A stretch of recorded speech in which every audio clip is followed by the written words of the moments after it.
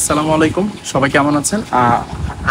আমার যে হাঁসের ঘরগুলো আছে একটু দেখাই, যে এই পাশে এখানে থাকে হচ্ছে আমার বেইজিং আর খাকি ক্যাম্বেলগুলো, এখানে থাকে হচ্ছে চীনা হাঁস, আর এখানে এই পুরাটা নিয়ে থাকে হচ্ছে আমার রাজহাঁসগুলো।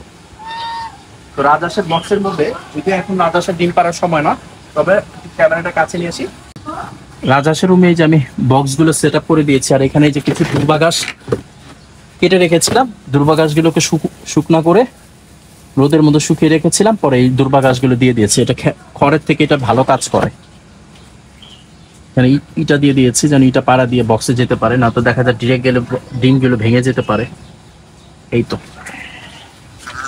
আর সেম ভাবে আমি আমার যে চীনা হাঁসের জন্য এখন এরকম করা হয়নি, বক্সগুলো আছে, করছি আর কি। চীনা হাঁসের জন্য এত বড় বক্স দিলে না দিলেও চলবে, চীনা হাঁস যেহেতু নিজের ডিম নিজেই ফোটায়, চীনা হাঁসের জন্য করে দিচ্ছি, চীনা হাঁসের জন্য করব।